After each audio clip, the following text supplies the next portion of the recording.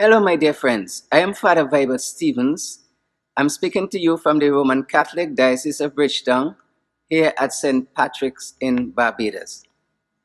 I would like to continue my series of reflection, and today I would like to share with you on the area of senior citizens. Well, I am in my late 50s, so I will be considered a senior citizen. But I'm the youngest so far right now among the clergy in our home at St. Patrick's.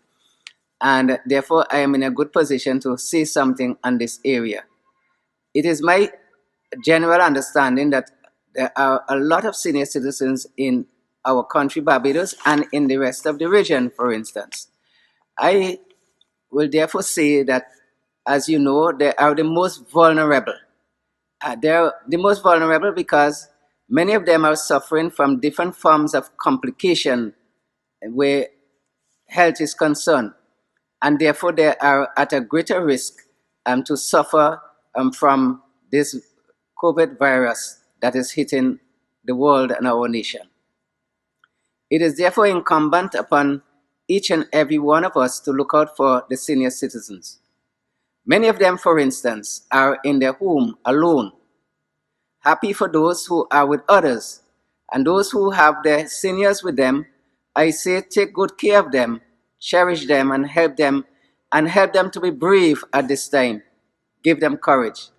But for those who are living alone, it is not easy. Life is really lonely.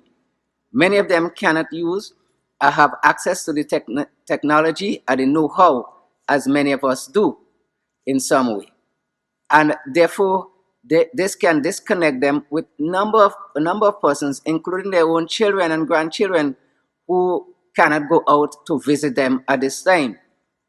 So we know how hard it can be. Many of them have to depend on volunteers who will come and maybe visit or perhaps bring stuff for them and rest it at their door. There is no kind of contact really except perhaps voice. Whatever it is, all of us are at the same risk and all of us are vulnerable. But in a way, we must pay specific attention to them. Many of them will have financial difficulties.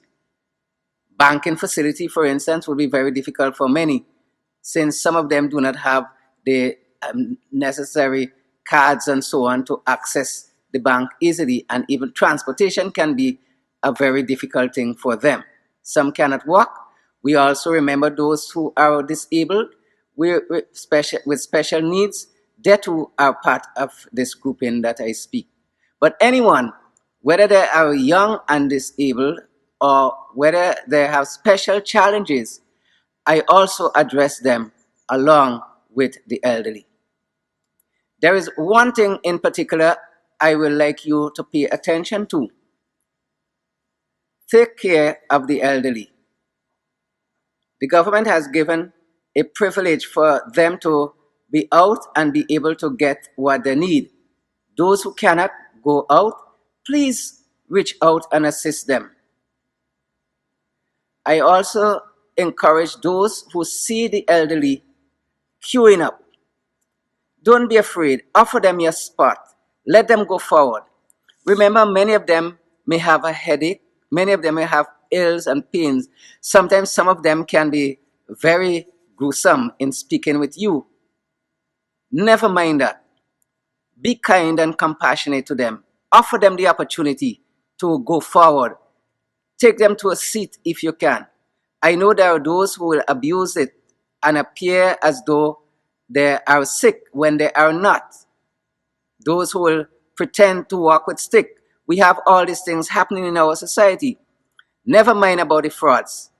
Please be discerning and be helpful. For Jesus himself said that we are our brother's keeper. Let the elderly be the significant keeper, that we be their keeper and help them on their way. I am sure if we reach out to the elderly in whatever way we could, remember we are doing a good thing and we are helping this country to battle in this way with this disease that is striking us. Thank you.